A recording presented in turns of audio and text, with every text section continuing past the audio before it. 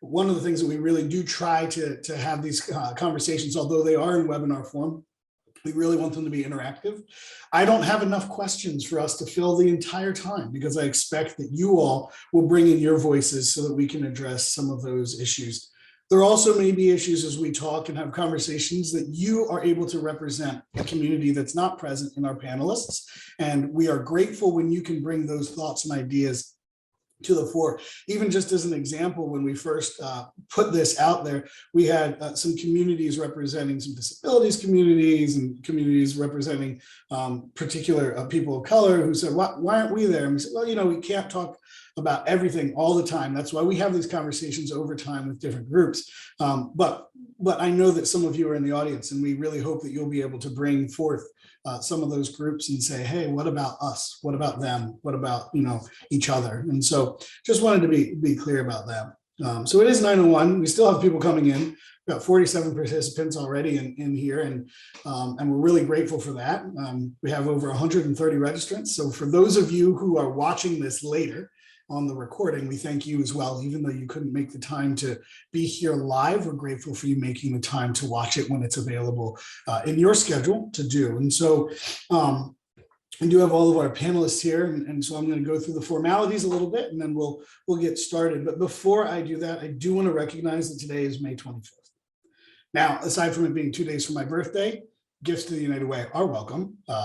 What I really want to mention about May 25th is much more somber than that. May 25th is a 2-year anniversary of the day that George Floyd was murdered, and we started a wider conversation about the racial reckoning that happens and needs to happen in our communities around the entire United States. And frankly, when it comes to racism, more broadly around the entire world. We saw recently in Ukraine a wellspring of outpouring of support, compassion. We saw beautiful pictures on the train station, the stations in Poland of little strollers just lined up waiting for mothers to be able to take one on their way. And at the same time, we heard that African migrants in Ukraine were turned away at the train station in Ukraine, unable to flee, because racism, unfortunately, is a sickness that doesn't only impact America. It is deeply held throughout all of our communities around the world. And it continues to need to be addressed. It needs to be rooted out in both policy and practice, in our hearts and in our minds. And so today, I just wanted to recognize that although today's topic is not particularly about race is going to be endemic in all of the work that we do.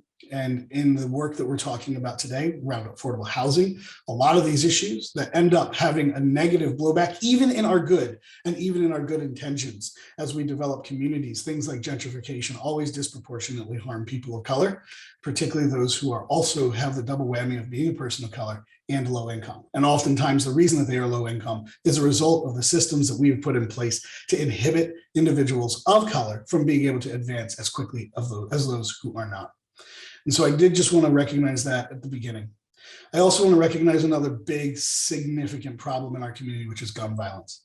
We've been seeing for weeks gun violence happening in communities. Fortunately, Lancaster has not had the same level as our neighboring Harrisburg and other communities, but we know that gun violence is a continual problem in our communities broadly. And yesterday, what we saw is a tragedy in Texas is yet again a reminder that there are too few people with courage in leadership and political leadership in this community and in this country at large.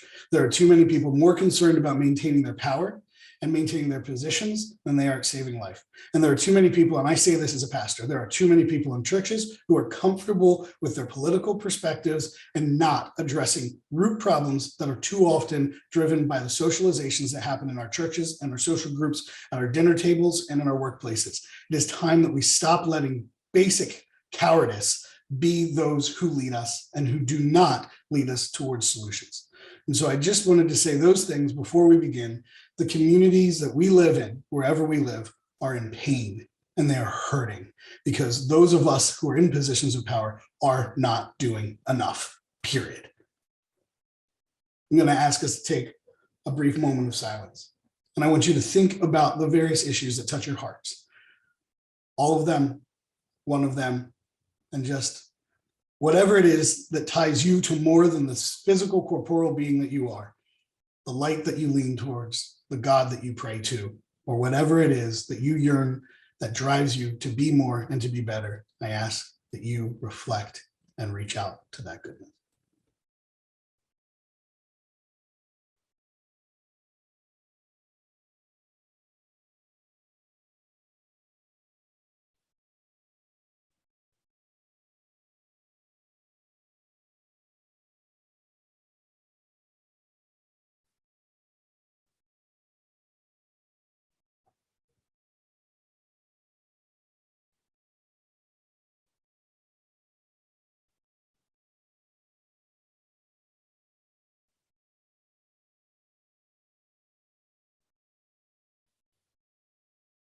Now, I ask you to take a deep breath.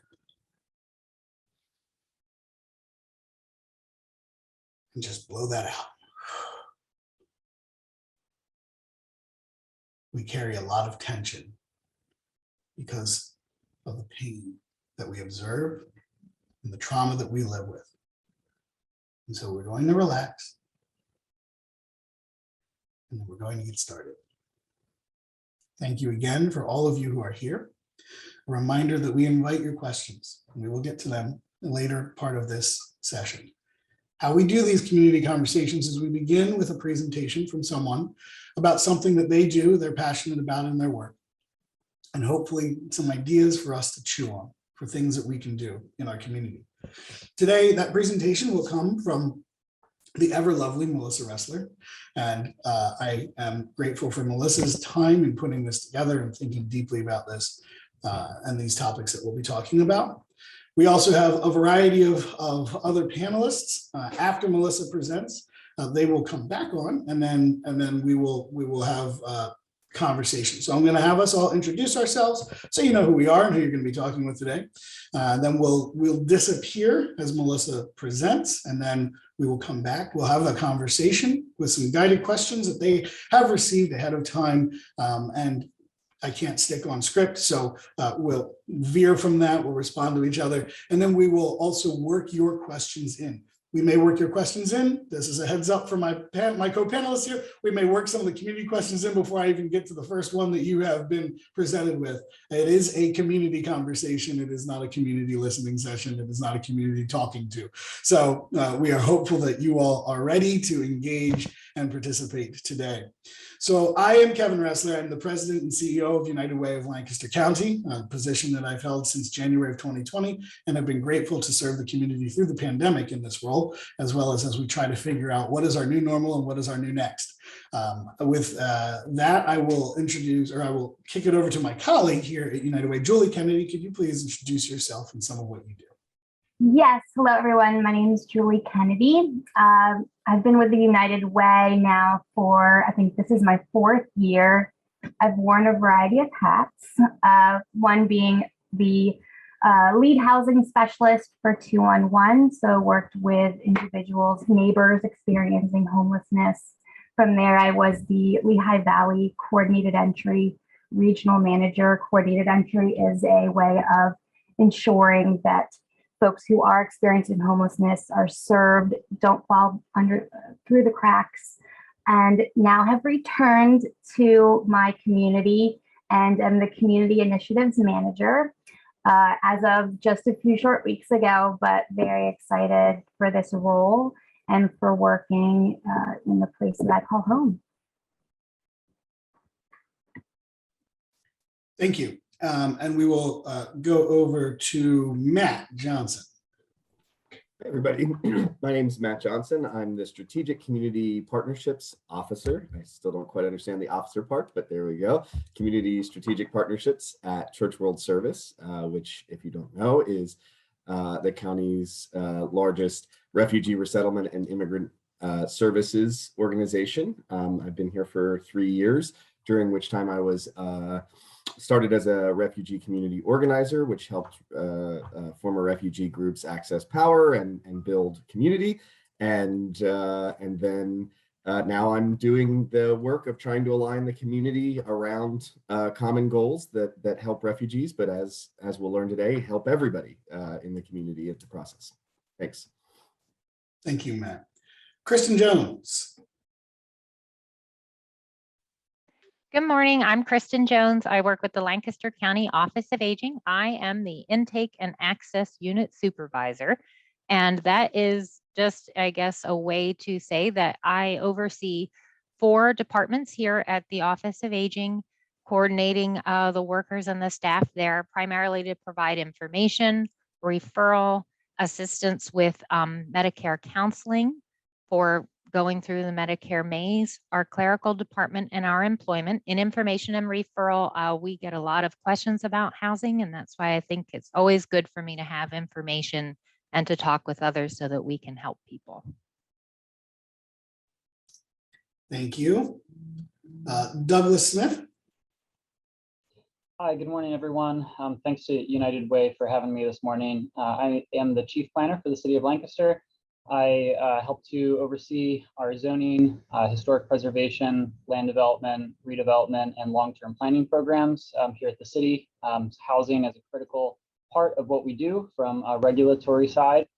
So grateful to be participating in the conversation today. All right, now I will ask our panelists, we'll drop off video, mute ourselves, and we will give the floor to Melissa if you want to introduce yourself and then head right into your presentation. Thank you, Melissa. All right. Good morning, everybody. I'm going to get my presentation up here while I introduce myself. I am the Executive Director of the Lancaster Downtowners, which is all right, sorry, let me go here. Can't do two things at once this morning.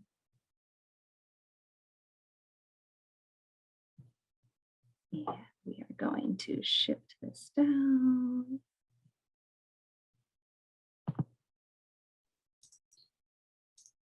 Melissa, can you, it is zoomed in, but it's not doing slideshow. Can you hit from beginning again? See if Yep. it works? Go from the beginning. Yeah. Okay.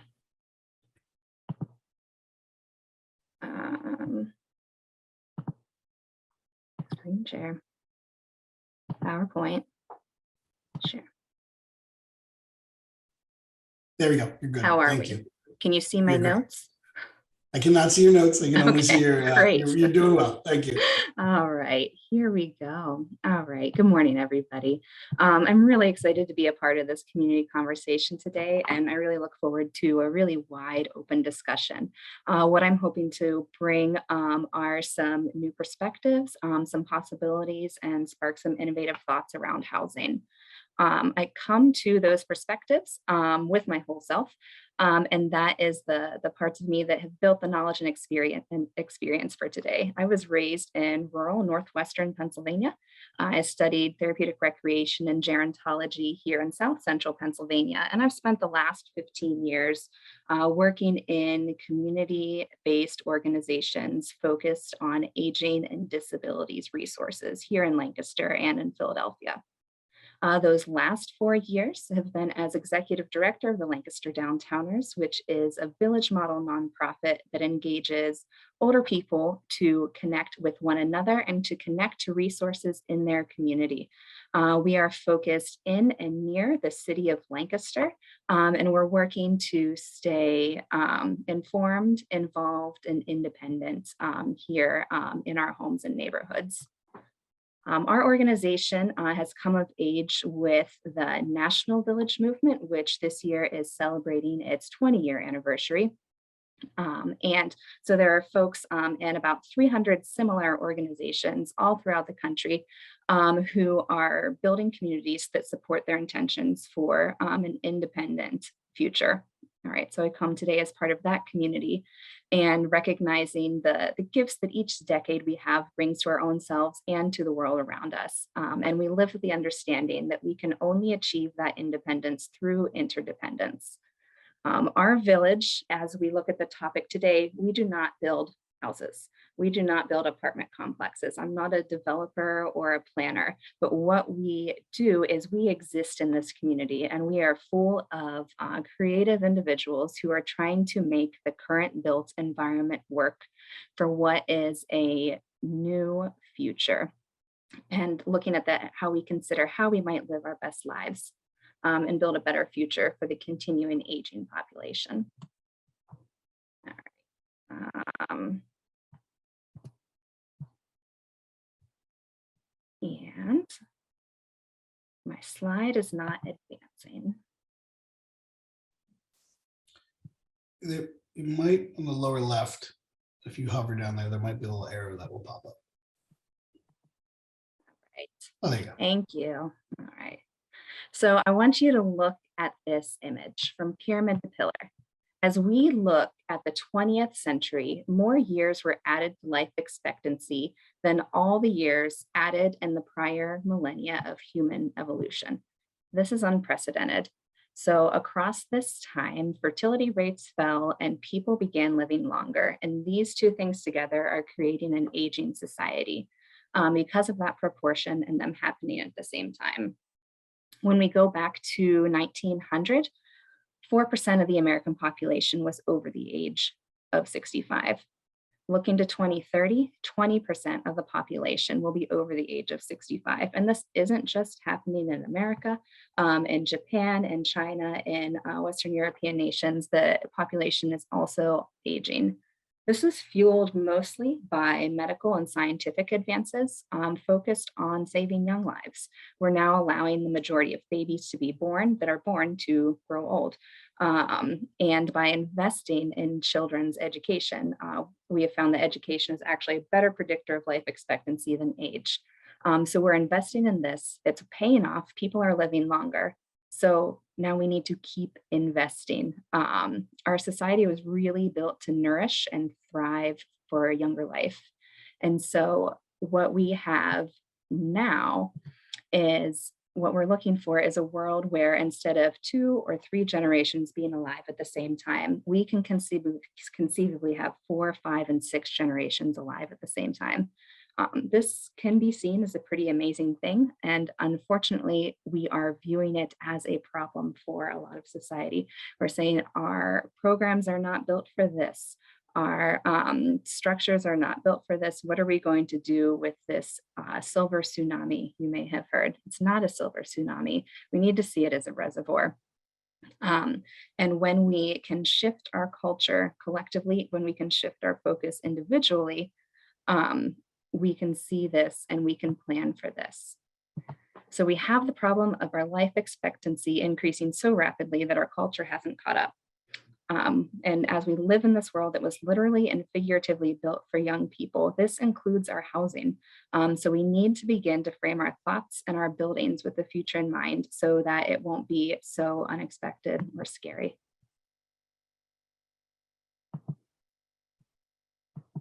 All right. This time is coming to us sooner than we think. Once we get to 2030, 2034, we are going to have more people over 60 than under 18. And the thing that we need to realize about this is not just the baby boomers. This is a permanent shift to that pillar instead of the pyramid. We need to shift all expectations for how and how long we work, how and where we live, and how we organize our economic lives. Even just thinking about the suburbs of Lancaster County, where we are very car dependent. When someone stops driving or feels less comfortable driving at night, what can they do? What can they do in their homes and in their communities there? But my focus is the city. And so my perspective is pretty heavily skewed towards the city-based options. So I want to make sure that that bias is clear. What we do know is that people want to stay in their own homes. I live in the city. My house was built in 1890. In 1890, average life expectancy was 47 years old. This house wasn't built for me when I get to be 97 and still hopefully living here in the city. So how can we make these things work for our changing society? Scott Ball, an urban planner, states that if a community works for kids and it works for the elderly, it'll work for everyone else. That's what we need to make our plans with that in mind. Okay, and just one more thing to put this in perspective. When Social Security was enacted, life expectancy was 62. If we were to follow that same logic today in building that program, Social Security would start at 82 instead of 65. So this is not just a wiggling around current problems. We need to radically rethink how our government, how our businesses, how our institutions, and how we individually approach these things. Okay. All right. It's not all bad news here in Lancaster. Over the last 5 years, I believe we've been in the top 5 of best places to retire based on US News and World Reports.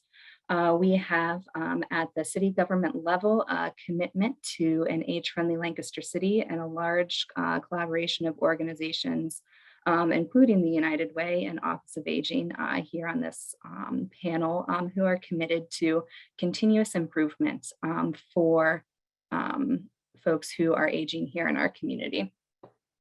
And what do those people want to do? They want to remain in their homes. This AARP survey has been consistent over the years. Nearly 80% of people are going to or want to stay in their home for a lifetime. And there are also many who do not have another choice financially. Where they are is where they're going to be. So as we consider this, we need to think about how our homes are or are not working for us. We're going to have to adapt, reuse, recreate, and radically re-envision our lived environments in order to accommodate all of this. Okay. All right. So what are some of the things that we can do to start? We can look at the way that our individual homes are built. The most affordable home is often the one you're already living in. So when changes need to be made, you're looking at a variety of options for that. As we look at new construction, we should be looking to always use principles of universal design. This is made for the youngers and for the elders, and everyone of every ability in between. It's things like having a walk-in shower. It's things like having a cooktop with the controls on the countertop instead of up above the burners. Looking at elements like that. When we're looking at our current homes, something that we can strive for is visitability. This is just the ability of someone with mobility issues being able to visit the home and use the home. We're looking for at least one 0-step entrance on an accessible path, looking at 32-inch doorways throughout, and access to at least a half bath on the main floor. Another way that we can look at this is, and this would be a more individual and specific solution, is working with certified aging in place specialists. These are home builders who have been certified in retrofitting homes to a specific individual's needs as it relates to their functioning as they go through the years. We need to also look at preserving what our housing stock is. Okay, our stock of row homes and housing in the city is really extraordinary, and we can maintain them for much cheaper than we can build new. And so we need to work on this. I know the city has a number of programs that are working on critical repair, working on the lead hazard controls, and these are things that imagine if we were to also incorporate accessibility into a broad scale program like that. I think my big dream would be that we would have the support at the federal, state, and local level to also be making our housing stock accessible so that all generations are able to continue to live. Now, there are also health things associated with this. What I have up here is a program that is based in Philadelphia. It came out of Healthy Row House Project. And what this is a low interest loan program that focuses on housing repairs. What they found was that 75% of the houses in the city were very old, over 50 years at that point. 78% of seniors over the age of 60 owned their homes, and many of them needed repairs that would be less than $10,000, but people were not able to access the loans to do that. And so what the city has done is created a fund that is a revolving loan fund to be able to support homeowners getting those repairs. It's not necessarily a cookie cutter solution that we can bring to Lancaster, but it's something to spark ideas for where we are. I'm also going to look at the Capable program. This program came out of Johns Hopkins School of Nursing. And what it does is it's a person-directed and home-based program, and it looks at both function and healthcare for individuals aging in place in their home. It's a 4 to 5 month program, costs $3,000 per participant, and it brings together services from an occupational therapist, a registered nurse, and a handy worker who will work together to set goals and direct action plans to change behaviors and promote independence and safety. So participants are learning new skills, their homes are being adapted to their specific needs, and it focuses on building the skills that participants will use in the future. This is how we can maintain folks in their house that they have already purchased, maybe that they already own, or maybe where they are living with a family member in the city. And they do not need to wait on a long waiting list for one of the accessible, affordable units that are, the apartments that are being built and things like that. Okay. Okay, so those were some of the other goals for that participant and capable.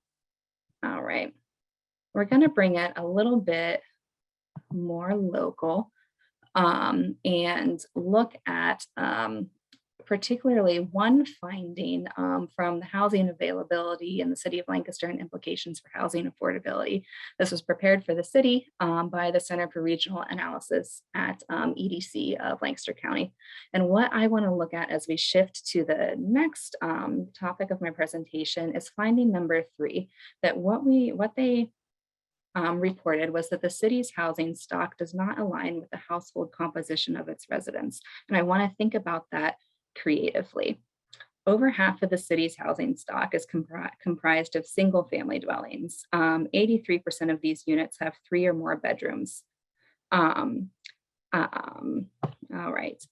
And only 22% of the city's housing units are estimated to have 1 bedroom, but 30% of people live alone. What does that say? There are empty bedrooms. Okay, so what could we do if we were to think creatively about what we do with the resources that are already here, instead of waiting only on new, accessible, affordable homes to be built? Okay. What's one thing we might do? All right. Let's look at home sharing. All right. This is something that I love to think about, and there are so many different models. And my belief is that Lancaster is really ripe for this type of program and situation. So really, kind of, what is home sharing? It's when a homeowner lists space in their home to live together with a housemate in exchange for rent. This is not talking about same family living situations. This is just really talking about people with unmet needs. Okay, so here are some programs that have done this successfully. The Silver Nest is a nationwide program that is a little bit more like almost a Match.com for roommates. It relies heavily on you as the individual listing your space or looking for a room to complete a profile, select what you're interested in, and they will help with some of the mechanics. Nesterly is focused in about 5 different metropolitan areas, does the same thing, but with a little bit more on the ground support in those areas. A long-term successful program has been run through the New York Foundation for Senior Citizens. And so there's no cost to that program. It runs on letters of reference. You need to show if you are seeking a room, proof of income. And they also have programs for guests and home seekers who are living with a developmental disability to be able to home share in that way as well. All right. Now these are, and then I also have in the corner there is Jim Kalish. He is a member of the Lancaster Downtowners, and he and his wife have been home sharing on Mulberry Street in the city, just independently figuring it out on their own, because there isn't currently a program that helps facilitate this in the city or the county. And so they would make connections through their church, through their faith community, and through friends, and have successfully had a number of intergenerational home sharers there. And that is really, intergenerational is where this can start to get interesting and exciting on multiple levels. One program that I want to hone in on a little bit here is the NYU Intergenerational Home Share Program. And this is run by Ernest Gonzalez. He's the director of the Center for Health and Aging Innovation. And this one really focuses on housing for graduate students being matched with adults ages 60 plus. And the main drivers for this program are financial.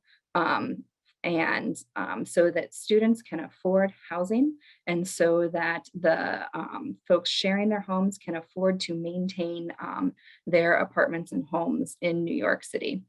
And as we think about this, we want to think about what does it really mean on the broader societal level for people to be able to save money on student loans. What does that mean for first generation students, for BIPOC students, those groups who are the highest borrowers with the highest interest rates, to have that much less debt while they are working on their education, and that should be a motivation with, there are multiple good outcomes when we look at this. Now, as this program has gone on, there are some things that we keep in mind as we look at this or consider this in our community. Some folks who are sharing their homes want to be mentors, and the students might not be interested in a parenting environment. So it's really important that the match is well done. Programs like this need to have support at the highest level of the educational institution to be successful. But what they have found is that with the program in place, the students are so excited to participate. There are students on the waiting list to participate this. And what the challenge is finding enough folks to share their homes that will match with the desires and needs of the students. And then some things that have come out of this program is the realization that there are, again, public policies that need to be addressed. There are home sharing limitations in public housing, and then earned income can disqualify home sharers from benefits. So, all right. And then over on the West Coast, we have the Homeless Intervention Services of Orange County, and they are also facilitating an intergenerational home share program. Their focus has been more about matching roommates than specifically the financial benefits for the older folks to maintain their homes. What the context that this was created in was a college in the county that needed to do a pilot program of making their parking lot a safe space for students to sleep. Because there are so many non-traditional students pursuing education who were not able to afford safe and secure housing. And so this program has really grown as a way to put those students into safe and secure housing at a very affordable rate. All right, now let's bring it a little bit closer into Pennsylvania, to the Shared Housing and Resource Exchange. So this program has been in Pennsylvania for 5 going on 6 years now. It's available in primarily rural counties. There are 4 more counties that are coming on board. And what this program does is, again, it's a home sharing match. And some of the, excuse me, the elements of this are that the same as all the other. There's income to help with expenses. It offers the home seeker private bedroom, affordable rent. And one of the biggest perks of this particular program is that home sharing can offer participants help with household tasks or other services for a reduced rate of rent. As this program has gone on, the most frequent service that home sharers have provided the homeowner is transportation. They'll also will maybe help with yard work or cooking, things like that. This is not a personal care program. This is matching folks in safe living environments that also provide social benefits. This program has made over 80 matches. The longest one has gone nearly 4 years, and matches average about a year. Once a good match is established, it takes about 1 to 2 weeks for folks to move in. There are procedures for 5-day or 30-day terminations. This program provides, it's very supervised with monthly or quarterly check-ins, help with conflict mediation. And the home sharers pay no more than 30% of their gross income toward the rent. So this is another option that is growing in Pennsylvania, not yet available in Lancaster County, but is something that we could look to as a community as one more kind of cookie cutter way that we could bring into our homes. All right. So as we consider housing, as we consider what we need as people, what we need as a society, we need that safe, secure, affordable, and accessible housing. And some of these programs, as we consider the whole person perspective of capable of that function, as we consider the social benefits of the home sharing, we can really build our environment to meet those other psychological and self-fulfillment needs as well. And this is something that we're going to need to do as we prepare to be a strong pillar, not just a pillar, but a strong pillar for the population here in the United States. And I also, as I close, I want to mention that there are examples of folks who are doing this and adding pockets of affordable housing in creative ways here in our community. The LGBTQ+ Coalition has done a pilot on low-cost housing and providing folks support for their sheltering from unaffirming environments. Garden Spot Village has a Thistledown Cooperative Living, which is affordable housing for members of a local community. It's also a home sharing situation. Landis Place on King is involving affordable units into their new senior project on West King Street there without the use of typical credits. And we can also look at some of the things that have been addressed regarding policy allowing ADUs and other things in the city. And so what I want to take away from this conversation today is that we cannot wait for government. We cannot wait for large institutions. We cannot wait for developers and builders to create suitable housing for us in our community. It has to be a million, maybe not a million would be great, hundreds of tiny actions by individuals in their current environments working on creating a broad accessibility and a broad universality to where people can live at any age. And with that, let's move to the panel discussion.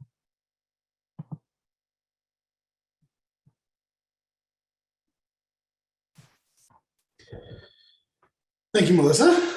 Appreciate that presentation. It covered a variety of different areas and some really innovative opportunities that I think are literally employable here in Lancaster, from the share program to some of the city programs. So I want to start here before I even go to some of the specific questions for our panelists. Is there anything that jumps out at you?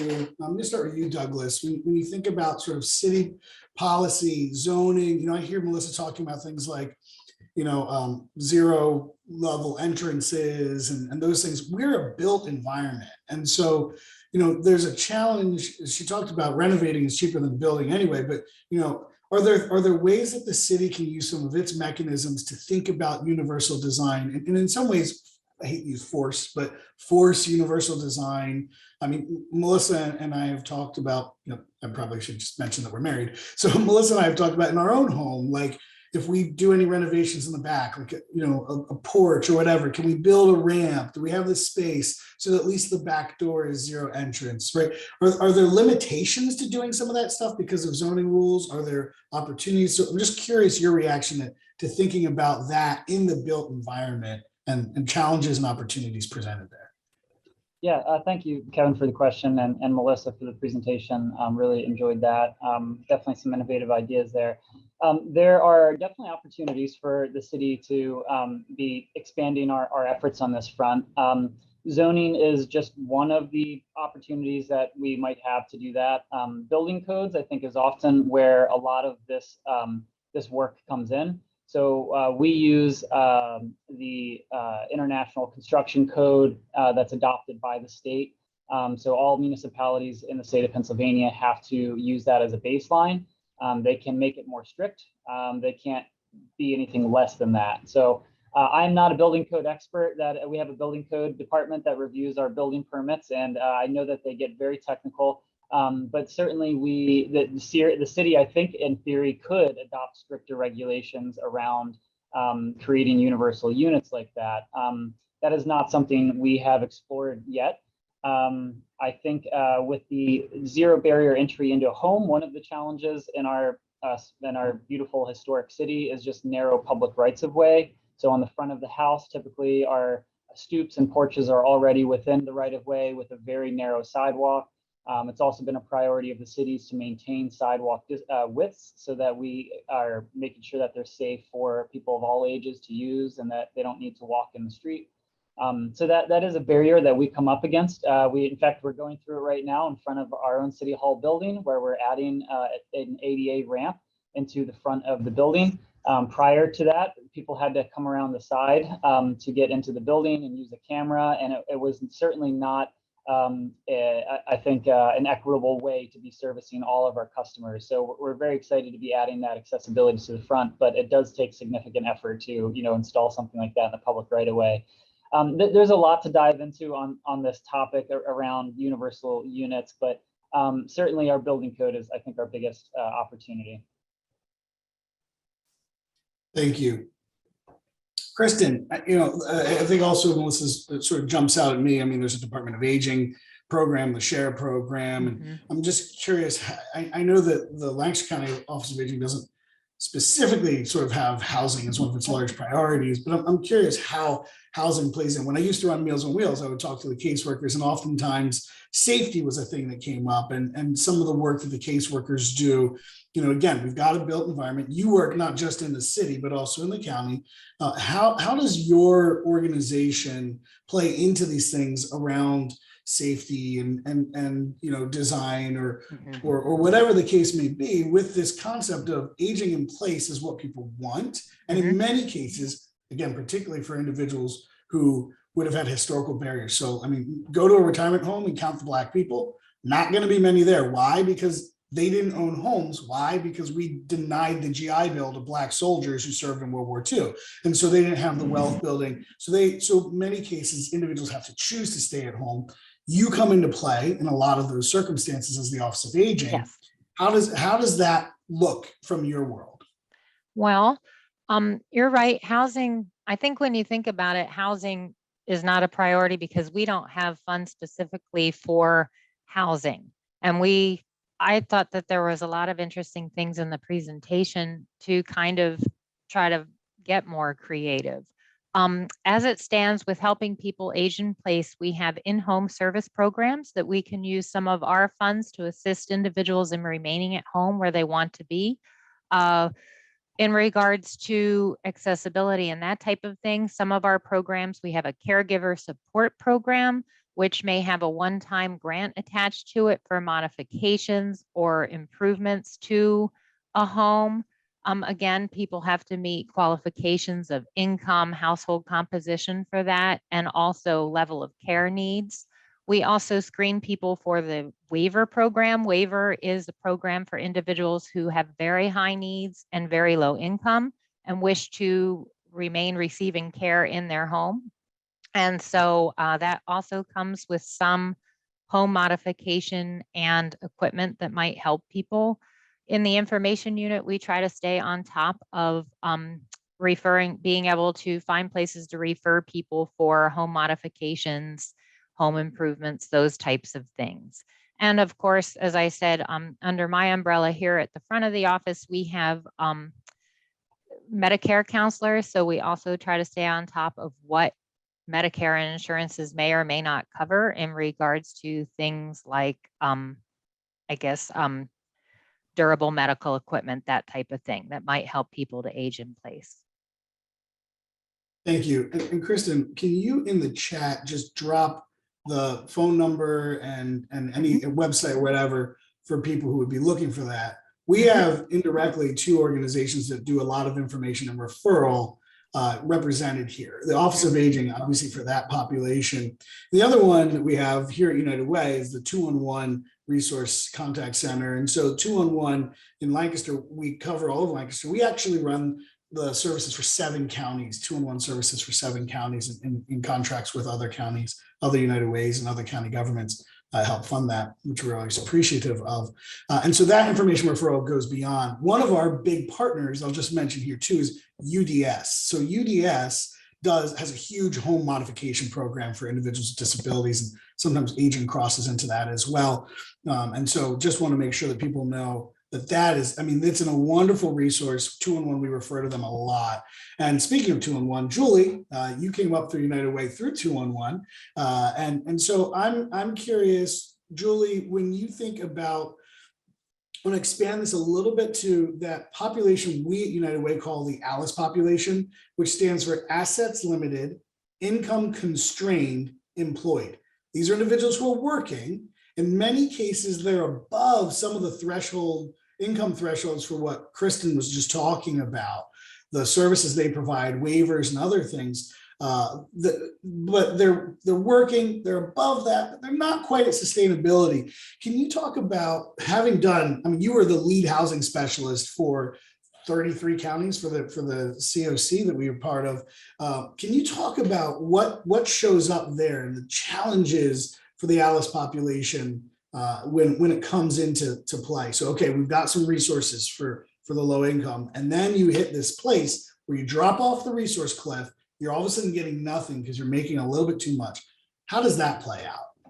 Oh man, so the first thing that comes to mind for individuals that are once considered the working poor, right? The asset limited, income constrained employed. Just a fraction of paycheck away from, losing a home if they are in the process of eviction. At the start of the pandemic, it was nothing short of a full panic on all of that population when they were calling 211 because they didn't know what to do. They didn't know where to go either. So I was very happy that I could be there to help folks who were in that position, but it created this just mass eviction, even, right before the eviction moratorium started. So what I think that Melissa would agree with, if people can, the affordable housing, a lot of the times is the housing that you're in. And that includes if you are going to that place where you might be evicted, the landlord mediation and building that relationship with the landlord, especially for older individuals who might not have that voice. That's so important. The resources available, so rental assistance, say, there is an income level that you must meet in order to get federal or state rental assistance. Some of these individuals can't get that because they're above 200 or 125% of the federal poverty level, but they're still the working poor. So this federal poverty level that we look at, if you're saying, so if you're 200% above it, that's not a reality anymore. This federal poverty level that was created in 1935, it's very much older. So we would like to see ALICE utilized as a more real and modern measurement. The accessibility of resources is just not there for people that are like you and I and just can really meet, can find themselves in a crisis of their own in just a few short months. Yeah, I just dropped a link in there. Well, one, I dropped a link for Alice, if those of you are interested. There's some great reports. You can dial all the way down into the Lancaster County level, or if you work in another county, and it's got what each particular county's sustainability budget, and that's not living high on the hog, that's surviving.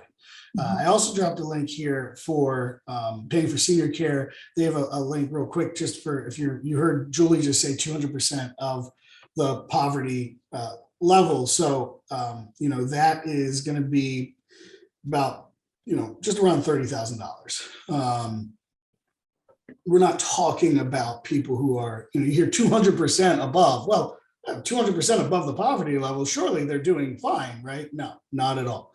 And I like to talk about the minimum wage in this terms. We think about the minimum wage being $7.25 an hour. But for many of us, we live on salary. So we don't think about what that actually means. And when you convert that into a salary, that's $15,800 a year. If you work 40 hours a week, 52 weeks a year, you don't take vacation, you don't have a sick day, any of that, $15,800. And that's minimum wage. That minimum wage is above the poverty line. So when we talk about poverty line, which, again, as Julie said, is decades old. We're nearly 100 years old. And when we talk about the housing guidelines and those things, we're talking about the Orshansky principle, which came out of 1963 and Kennedy administration, the 30% of categories doesn't work anymore. Matt, Julie mentioned something about voice there. She said, she took in specific reference to seniors, and I want to start to expand this to think about other populations here a little bit. So seniors often may not have an advocate or a voice. We've got great partners here, like what Melissa's doing, like what Kristen's doing. You are helping to navigate voice for populations where it may literally be a language barrier, maybe a cultural barrier, a whole variety of things. Just sort of open-ended for you, but your sort of responses and thinking about how these challenges you've heard here may play specifically into your communities. Yeah, absolutely. Thanks. Yeah, I think that the barriers are very similar, though, in the sense of incoming refugees, that they are often exacerbated by other issues. For example, former refugees coming into the country don't have social security cards, they don't have work history, they don't have credit history. So it makes it even more precarious to be able to find housing. And we need to find the right fit for folks to landlords being willing to work with someone that doesn't have those things, willing to sign a lease with someone that's maybe not even in the country yet. So there are those barriers, and that included on that are sort of more sort of intangible barriers of ideas about language access, ideas about the types of refugees coming in. There is a sort of both geographical and kind of race-based or country-based discrimination that we sometimes see. There will be times where we might call a property manager that we have a good relationship with and say, hey, we saw that you have a place open on North Charlotte Street in the city, and they'll say, oh yeah, I don't think the owners would be okay with this, but here's a place, another place we have open in this area of town. So there's a sort of automatic kind of placement there. Sometimes there are times when people have come right out and said, where is the person from? Well, the person is from this place. Oh, actually, we realized we sold that before. It was tough for me at first, coming from a city or municipal background, of saying, wait, that's housing discrimination, and if you really wanted to track it down, it would, it happens a lot more than any of us would like to think. So then, as you say, you add in other challenges like language access, not necessarily understanding how business is conducted in the US. And so then that further exacerbates the problem by people finding themselves in situations that they don't necessarily understand. And that becomes an additional barrier to, first of all, that first home, but also going to future homes. I've worked with clients who, may have had a misunderstanding with a former landlord who then haunts their future attempts to find housing in the city by not giving a good reference or not being willing to provide a reference later. So yeah, I think you're right to consider the difference in the renter there, and in the challenges when language is in there, when preconceptions about immigrants, preconceptions about refugees are factored in, it creates more barriers than even just the massive barriers that everyone else has been discussing so far. So things come up. I'm recognizing this here as I'm listening to all of you. Is there's a difference between someone who owns their home and someone who rents their home, and what's available to them, you know, what they can do, what control they even have. A number of years ago, we had a slumlord who owned a property across the street, and he saw us doing some work on a rental unit that we used to live in, and he said, "Oh, you're taking in some good quality stuff there." He said, I don't put good quality stuff in. And I said, "Well, why not?" And he said, "Well, the people who live," he didn't know I also lived 3 doors down. "The people who live down here don't care about the properties that they live in." So, "Well, I live down here and I care about what I have and what I can provide." And he said, "Well, they're just going to trash the property anyway." And I said, "Well, if you don't care about the property you own, why would you expect someone who rents it to care more about it than you do?"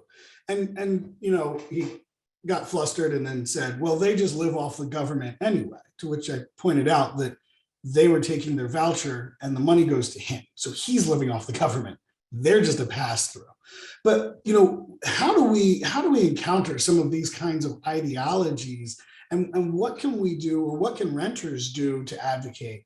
I'm probably thinking, Douglas, I'm curious a little bit about you. How does the city manage this sort of balance between, you know, the landlords and, you know, they're providing some tax revenue, but also the renters who are actually our community members? Yeah, this is a great question, Kevin, and a really complex one. So I'll just say housing quality has been a really big focus of Deneen Sirachi's administration, the mayor's administration. She came right out of the gates with that. There was a lot of work to do, a lot of catch up. We have new tools now. Building Blocks is one of them. If you haven't checked that out, it's a city platform that we purchased that helps us identify bad actors throughout the city and helps us understand their network of real estate investments so that we can systematically follow up on these folks and make sure that they are investing in properties. The trick comes when that impacts the renter in the home. And this has been why we brought in a social worker on staff for housing to help address this particular issue. And we've been working on this on a really case-by-case basis because each one is very unique. There may be instances where the person who's renting might need to leave the house because of the state of the house or the repairs that need to be done. And in that case, we are following up with housing assistance with our social worker to try to find them placement. There have been other instances where the administration's gone as far as to house some folks in temporary housing in local hotels or through the high partners group of businesses who have been very generous to assist with some temporary housing. It is a major problem for homeowners. Certainly, there's the critical repair program that Melissa mentioned. We've increased our funding in that in recent years. Just to put a finer point on that, if you're not familiar with it, if you're a homeowner and there is a serious repair in your home that needs to be made, or you would face an eviction, for instance, a water lateral or a sewer lateral that has to be repaired, or a roof that needs to be repaired, the city does have both grant and loan funds through our community development block grant that are available to residents who meet certain income guidelines to help pay for those repairs and keep you in your home. Another thing that we've been doing is with our lead program, we've been capping the rental rate for all participating landlords. So for people who do rent in the city and are going through a lead remediation process, we help pay for the housing for their temporary relocation. They come back into the home, and then the landlord who owns that unit can't just flip it for higher rent now that it's been renovated to remove the lead, which often comes with new baseboards and new doors and new windows, which can significantly improve the value of the home. So we want to make sure that we're not inflating our own housing values through the remediation of these units for lead repair. So there are a number of things that we've been doing. It never feels like enough to us and also to the residents. There is just an incredible amount of work here. And maybe just while I have the floor, I'll sort of more broadly address the zoning question, because I was really just targeting the building code portion. But I'll just say zoning, in my opinion, is really just setting the guidelines of the board. It does not actually create affordable housing. That is a much trickier thing to do. We do rely on private and nonprofit partners to help accomplish that. We have subsidies available. We are increasing them annually. We have ARPA funds now through the federal government's American Rescue Plan Act. We also set aside CDBG and home funds. And we will have an RFP coming out maybe in just a month or so that is working to pool all of these resources into an RFP so that we can be assigning the best financial tool to the best partner. So I see a number of different partners on the line here. So just a reminder to keep an eye out for that. We're very excited about the investments that we're making in affordable housing through subsidy. I will say we've had a number of private developers who have taken an interest in how they can produce more affordable rates. Not necessarily the 80% AMI as determined by the federal government, but through reducing unit sizes or other sorts of density measures. They're trying to maintain lower rents and reach a broader market. We think that that's really important too. Supply is a big part of the problem. So the more supply we can get into the city, even if it's for middle market or worker housing, is really critical to alleviating the pressure that's being experienced in our historic homes that are often more affordable and where people are living. There's so much more to say, but I just wanted to add a couple of those points while I had the chance. Thanks. Can you actually define, you just talked about the affordable, that there's a definition at the federal level. Can you sort of say more specifically what that is? And then can you say what the city's target is if it's not the same as that? Sure. So yeah, the federal guideline is set by metropolitan statistical area, a really wonky way of basically saying, the areas around large metropolitan areas, this federal government takes the incomes in that area and then creates what they call a median family income or area median income, AMI is the term you'll often hear. 80% is of the area median income is the limit for or the threshold for affordable housing. So most federal programs fund that number. In Lancaster County, and our MSA is the county, it's not the city, which really skews the incomes for affordable housing because we know the need in the city is much greater than that in the county. Our incomes in the city are significantly lower than the county as a whole. So when we produce affordable housing by federal standards in the city, it's often not meeting the real needs of our city residents. Nonetheless, it's still important. So just to give you the benchmark, 80% AMI for Lancaster's MSA in 2022 for a family of 4 is $72,000. So, two parents making roughly $36,000 a year and having 2 children. The income limits vary by numbers in the household, and then there's also limits for very low income and extremely low income, and they all have different subsidies that have to come alongside them. More broadly, people often say 30% of your income or a third of your income should be spent on housing or less, nothing more than a third. If you're spending more than a third, then you are considered housing cost burden. If you're at 50% of your income, you're severely house cost burden. So those are a couple of the benchmarks that we use in the city. But in the city, our area median income is closer to like $47,000, and that is averaging households of all different sizes. So if you have 3 or 4 people living in a home, that's the family income that they have to work with, which is far different from $72,000. Thank you. I think that's both helpful and sobering. Melissa, so there is a challenge that I know you've experienced around, seniors and the sort of interior quality of a house, right? Like they've owned it for a long time and it's deteriorated over time, or maybe they have some issues around hoarding and storing and those types of things. Are there resources available to help individuals that of that help individuals sort of figure out how to manage where they are before they get to eviction or other things. I'm just curious, both sort of what the downtowners is, but also what you may be aware of for groups. Yeah, so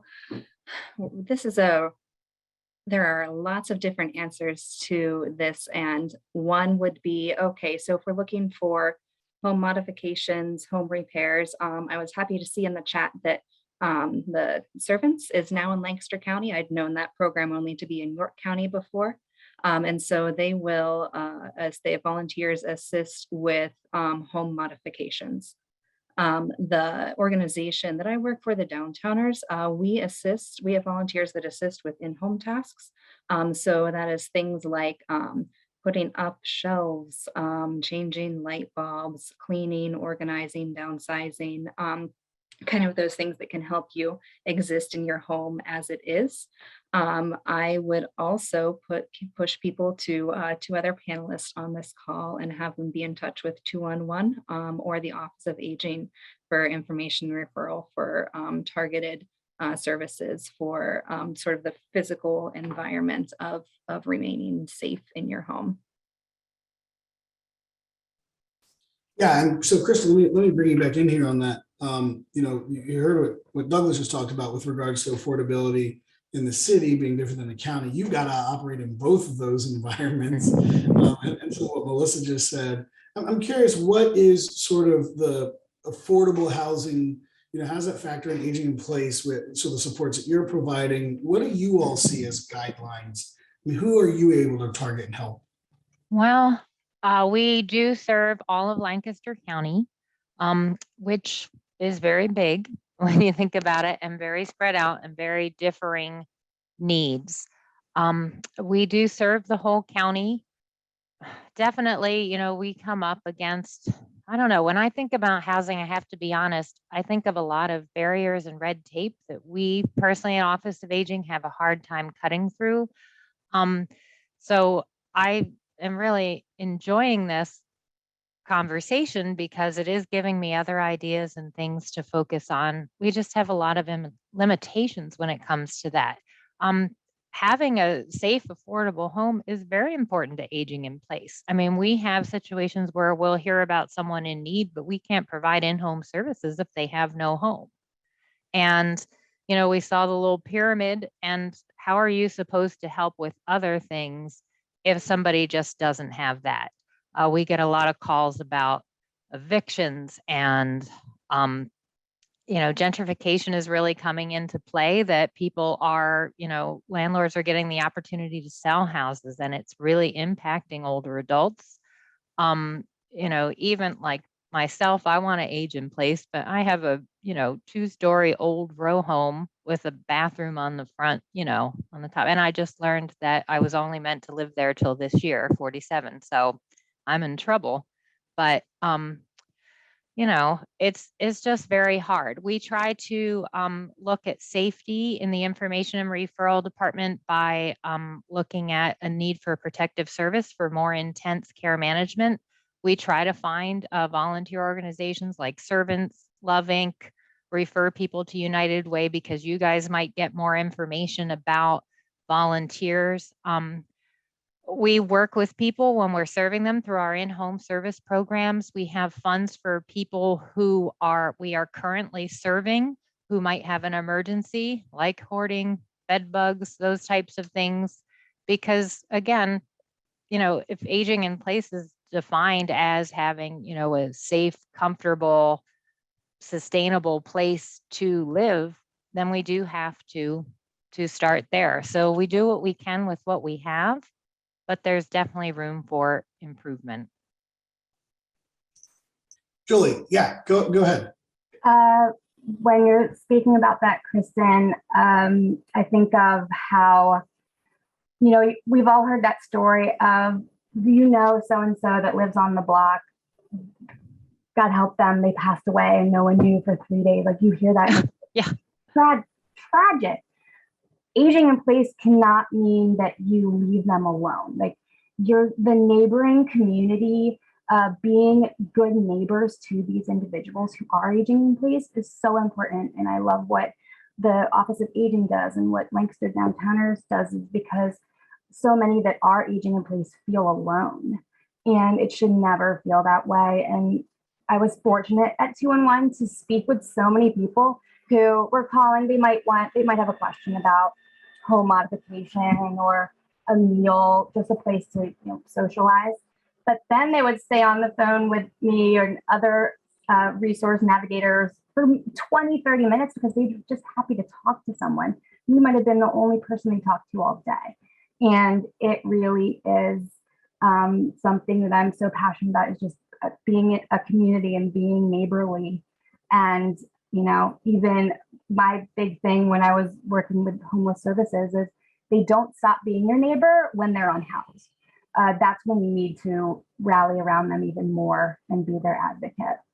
Being a neighbor doesn't, you can use that so many terms, but we're all neighbors and we all need to treat each other as one. Yeah, one of the things I used to run Meals on Wheels, and about 50% of our funding came from Office of Aging paying for people's meals. One of the reasons that Meals on Wheels was such an important partner for the Office of Aging, they have another partner called Mom's Meals. But Mom's Meals is just a frozen box for a week of meals dropped off. We would often talk about the most important part of Meals on Wheels wasn't necessarily the food. There were other options. It was the daily check-in, that 10 minutes that someone could talk with at the door for socialization. They came out with a study, I forget who came out with a study a couple of years ago, that said isolation for seniors who are totally isolated, it's a health issue. It is the equivalent of smoking 15 cigarettes a day, senior isolation. And so life expectancy shortens and all of those things, not just because someone might trip and fall, because no one, the downtowners, does a great sort of safety check, right? So someone might have an electric extension cord. These are old houses. They weren't built for electricity. I mean, those of us who live in the city, you got that room with one plug on the wall. It's somehow on the worst wall to have a plug for modern appliances where you want to put your TV or whatever. And people just run an extension cord. That's a tripping hazard, but it's also about the isolation itself. And so those types of programs like Meals on Wheels, like the downtowners who do just literal visitations, are so important. I just want to invite anybody on this call who's looking for an opportunity to help with this. You can volunteer. You can deliver a meal once a month, once a week. You can contact the downtowners. The Office of Aging has volunteer opportunities, particularly around seniors and those types of programs. Matt, I'm curious. We a couple of years ago when we first moved and we were able to keep our house and we wanted to rent it, it still had oil heating, and we went to Church World Service and say, hey, we'd like to work with you to rent this and we'll keep the rent low. But at the time they basically wouldn't put someone into a house with fuel oil because there's not a monthly bill and it gets messy. And all of a sudden the landlord's trying to say you have to pay for the whole refill, but it was only half full when they got there, and those challenges. Can you help us understand for our refugee neighbors, what does that process look like getting housing? We know it's hard for anyone right now. I observed someone walking down the street and our house is going through the lead remediation program that Douglas talked about. So it's vacant right now. We're keeping it vacant to get the work done because it's just easier than moving someone in and moving them out. And so the neighbor across the street, Clarissa, knows that it's vacant. And I just saw her. I was, sitting by a window and the window was open and I heard her talking to complete random strangers who were walking by, had a conversation, and they said, do you know anywhere renting around here? And she points, she goes, well, that one is owned by them and it's vacant, and then said what we used to charge for rent. And I was like, oh, don't rent the house until I get it repaired, but that challenge is present for everyone, but there are unique challenges for your population. And I'm curious what that process looks like. And if you want to add on sort of there are time periods in which there's economic support for refugees, some of which they have to pay back, others of which just ends after, I think, 5 years. Can you talk a little bit about some of those unique challenges for? Yeah, sure. That was a great intro.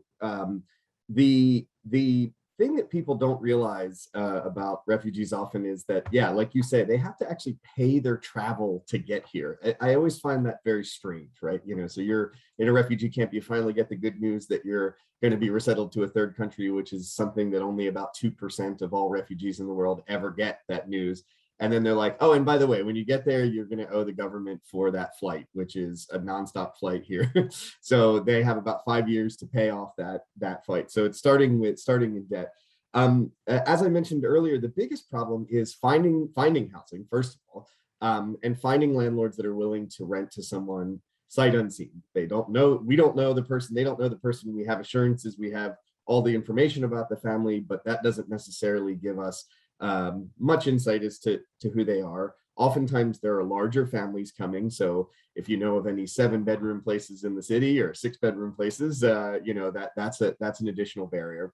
Our housing specialists essentially just comb all available property managers, all apartments.com, Craigslist, and your neighbor, which by the way, I'll be hitting you up about that, to find housing. And so what we have basically said now is, like every organization, that we need to think about this strategically and try to be proactive about it. Because the other thing that is true is our resettlement is a boom and bust cycle. Between August and October of last year, we resettled 260 Afghans to Lancaster, right, in a 2.5 month period. Then it kind of cools down a little bit as the State Department tries to catch up. So we don't even know if it would be great if we could know that every week we would be getting a refugee family coming, so then we could plan that and we would know. But instead it's a hurry up and wait game of, okay, oh, yep, they were supposed to fly yesterday, but their flight got canceled. Someone got COVID, something happened on the world stage. Okay, it'll be 3 weeks from now. Oh, I don't want to wait for that long because that means income that I don't have. So one of the things that we've done to address this, and I think that is really starting to take root, is we're working with Millersville University's GIS department to, in a partnership that I created, to identify pockets of affordable housing in areas that have higher rental vacancies.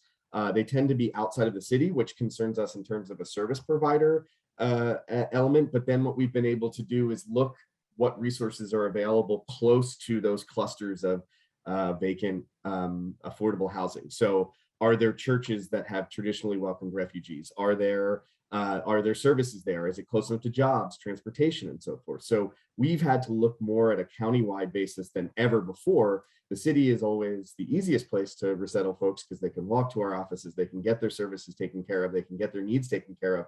So we've had to look at places like Millersville and E-Town and Lidditz and some of these places that are outside of our immediate area in order to find situations that work. So the barriers again are those that I mentioned before: no background check, no credit check, no social security card, kind of people taking us on faith, finding the types of I don't want to say philanthropic landlords because they're still paying rent and we help with rental assistance with the money that we give, but those who are willing to potentially take a chance. And most people who take that chance are very happy, and they are excited that they have helped a family along, and we have return landlords often. But getting people over that initial hurdle, especially in the hot market that we're in right now, where you could get more money, you could get a quote unquote safer applicant, it really does diminish the number of possibilities we have. And I do want to say one other thing about home ownership that is so key, because I think right after my last comment, you had mentioned how important home ownership is to this. And the biggest issue there is many of our former refugee clients save a ton of money, like they save everything, And so there have been times where people have said, okay, I have $90,000, I'd like to buy a house, or put down a down payment, and they'll have 90,000 for a $105,000 house. And the bank will say, sorry, you don't have any credit to speak of, or you don't have any, and so they're kind of in this confused mindset of, wait, what? I'm supposed to go into debt, but wait, I have $90,000 that I saved in 3 years. Isn't that amazing? Like, doesn't that show my financial resilience and so forth? So even getting in early on and developing more financial literacy, working with credit unions and working with other folks that do that sort of work to make sure that once the house is once it's time to buy a house, that you have the credit trail to be able to do it. And it's funny because I think when hearing it from former refugees, you do realize how strange the system is, really. Like, you do realize that, like, I thought saving was good until I was 20 years old and then realized how the world worked. And actually it's better to be deeply in debt so that you can prove that you can get out of debt than it is to never have incurred it in the first place. So luckily we've worked with organizations like Tenfold. We had a Congolese, a Swahili based version of their homebuyers class. We want to do that again and again with different populations. I think 64 people went through the original Swahili class, and Tenfold has been amazing about finding opportunities for us to do that. And that is the difference. I mean, if you want to talk about like an accelerator of stability, that house within the first 4 to 5 years is as reliable a predictor of someone's future success as anything else. So yeah. Yeah, no, and a couple of things I just want to mention off what you said, Matt. If you're not working, disclosure, I'm board chair for Everins Credit Union, but Everins Credit Union has been creating specific ITIN lending programs to be able to do this work. So if you know of a family that is a refugee family or is just a migrant family, but also has some of those challenges, please reach out to Everins as far as lending. That's an opportunity. Also, just to raise up tenfold, in addition to what Matt just talked about, they have a match savings program, which we talked about in our last community conversation. If you were there, that Todd Capital talked about, where you actually are able to save some money and they help with the down payment. So that's another program. Yeah, go ahead, Matt. The other thing I just wanted to mention is that the case is even harder. I mean, the Lancaster community has come out in droves to support first Afghan refugees and then Ukrainian refugees. The trick there, again, being that some of those folks don't even have refugee status, which is even one step removed. They're called humanitarian parolees, which is probably the worst branding in the history of the world because it makes it sound like they're criminals. But the concern there is that they don't even get the services that we provide in all of those things. So I've been hearing, and maybe some of you have been hearing about Ukrainian families looking for places, same kind of deal. And I'm really glad that you put in the plug for Everins, because that sort of lending is the exact kind of thing that folks like that need. So thank you for doing that. No, yeah. So no, thank you. So there's one of the things that Paige McFarlane, if you don't know Paige, she's newer leader in our community at the Food Hub. Welcome to Lancaster and your leadership. And also Nikki Habecker, who's also new in taking over the LINK program, which helps with disabilities and aging and organizations working together. Also welcome to our community and the leadership that you'll be providing through that. But Paige talked about the layers of red tape. She was responding to an earlier comment that Kristen had made about red tape. And I want to take that into Tim's question here, and I'm going to let you all speak because we're coming to the end of our time anyway. I think this is a good, if not wrap up, but close to wrap up question. Tim says, I'd be interested in hearing from each panelist if you could pick one policy reform at the state or national level to improve housing accessibility and affordability, either in general or for the population that you serve, what would it be? And anyone who wants to hop in on that.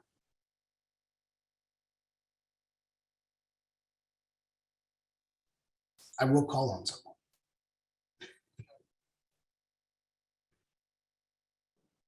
Doug, go ahead, Julie. Yeah, you're on mute. I just unmuted myself. Right? Okay. So one of the projects that I worked on was the Emergency Housing Voucher Program, which was recently introduced post-pandemic, which provided subsidy, much like the Housing Choice Vouchers, Section 8, as it was formerly called. There is a more further need for this subsidized housing, as Douglas had mentioned as well. There's a program called the Universal Housing Vouchers Program, or UHV, and there is a large push to make these vouchers more accessible to individuals. We often hear of the waiting lists for vouchers such as this. One of the counties that I worked with had a 15,000 person waiting list. And just the technical barriers that they face, the antiquated systems that they're using to monitor and moderate those individuals was insane. So yes, the universal housing voucher and the modernization of the software utilized by housing authorities would be my push. Thank you. Douglas? I'm sure you have like a list of 45. Yeah, I'm trying to sort through which solution to propose. In the spirit of cooperation, I'm going to say county level planning that's stronger. And there are lots of ways that can be accomplished, would be the most successful thing we can do for our housing problem. There are 60 municipalities in the city and the county of Lancaster, each with their own zoning, land development, and review processes. That is insane. And it is death by 1,000 cuts. That is destroying our farmland. It's destroying natural spaces. It's creating transportation problems. And most of all, relevant to this conversation, it's limiting housing opportunities throughout the county. The city cannot be the only one trying to address the affordable housing crisis in earnest. I hope that some municipalities will take notice to President Biden's latest announcement that there's going to be funding incentives now for communities that change local land use regulations. This is just something that was announced, I think, yesterday. And I don't know that the city will have much to squeeze out of that, but I know that other municipalities in the county will. So I would say, adhering to the urban growth areas and also increasing density at the same time so that we can support better transit and land use and housing opportunity across the county is just absolutely imperative. Thank you. Before people log off, please read Maureen Westcoat's comment too about disabilities. We want to dig into disabilities further in a future conversation. That is such a unique challenge with a variety of everything that we ever talk about. It hits that community, but with specific challenges. Kristen, could you raise up something that you think could be policy change? With the policy change? I'm Yeah, notoriously, what would a policy difference be for you? Cut through red tape or help us do all this work in a better fashion? Well, I have to say I'm always paralyzed by the pick one thing questions. I can never pick my meal or my, that kind of thing. I don't know why they strike fear in me. But I think for me too, it would be just a lot of the issues of, the lack of vouchers, the lack of information, the lack of just ease with, like what Julie said, ease with applying. People who don't, with aging population, we have a lot of issues with people just not getting the information correctly, not being able to go online, not being able to stand online for things. So I'm not really sure that qualifies as policy, but yeah, absolutely. Just having more subsidized linking landlords, taking the fear out of that. Those are the things that I think would really help. And then, So with us too, with the share program, we've tried things like this here in the past and just, being able to oversee those and worry about fraud, that kind of thing. So not only is there a need for new or change policy, but also actually fully funding policies that do work that we already have. And the participants, you can't do a share program if people aren't willing to be a part of that. So changing community attitudes. Matt. Absolutely. Yeah, I have to, like Douglas, I think we need to get it at a regional level, the whole county.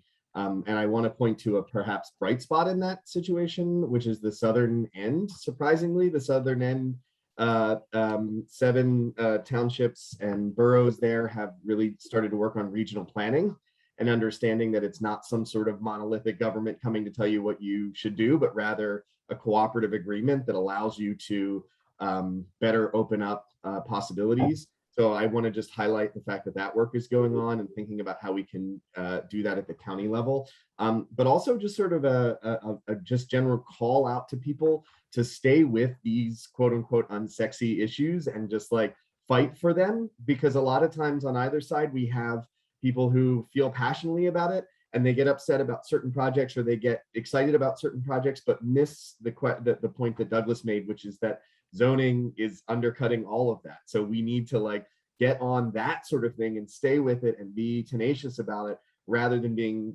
tempted away by individual projects that do or don't typify larger strategies. Thank you. And we started with your presentation, Melissa, so we'll end with you and then I'll wrap up. All right. At the state level, there is a whole home repairs bill that is in consideration, linking together weatherization, kind of structural repairs, and having a workforce who is funded and trained to be able to do that comprehensively. Let's also add in there, when we consider repairs, accessibility, that adaptations to our older housing stock is just as important for continued livability as a non-leaky roof and a lead-free interior and exterior.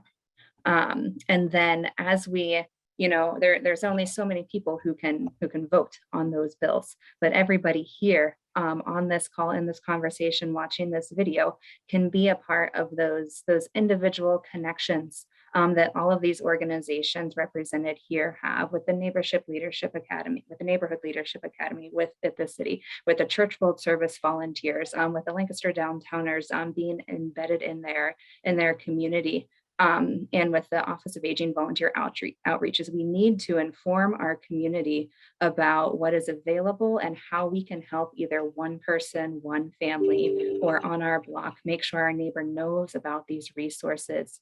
It's up to us. We can't just wait for the solutions to be handed down. Thank you. Douglas, you unmuted. Did you want to say something else real quick? No. Thanks, Kevin. I appreciate it. Okay. Thank you so much for having me today. Yeah. So I will point out that on this call are two government representatives. Can we stop explicitly fighting only for lower taxes and recognize that paying your taxes helps support community members? Yes, we want representatives who utilize those resources well, but a no tax environment is not the solution for anything. And we also have organizations here in the Lancaster Downtowners, Church World Service, and of course United Way, that also live and die on your financial contributions. So if you are interested in making a financial contribution to any of us in the work that we do, we welcome and we are grateful for that. There are also many other partners you saw in the chat doing a lot of this work. Many of them are nonprofits. So hopefully not everyone on the call is only nonprofits, and we have some other donors who are listening as well to be able to help support this work. I will tell you, my policy would be to bring back and permanently establish the child tax credit, the CTC, that went through the pandemic and instantaneously raised 40% of the children in poverty out of poverty. And as soon as it was canceled, 40% of children and their families went back into poverty. No nonsense policy like that allowed people the opportunity to no longer have to try to tread water to survive, but can find a little bit of land to stand on and to begin to move towards sustainability. Thank you all for your participation as panelists. Melissa, thank you for your presentation.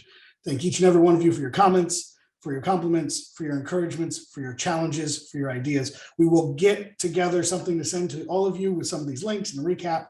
Thank you for supporting us in your participation today. I am grateful for it. I am extremely grateful for my team who helped put this together. And in this case, Julie, who helped us with the conversation. Please look forward to our next community conversation. Hopefully you can attend that one, whether it's an issue that you're directly interested in or one that maybe you can learn more about. We'll be looking forward to you all participating in those things in the future. And I will be looking forward to helping guide these conversations moving forward. Thank you so much, each and every one of you here today live, and those of you watching the video later.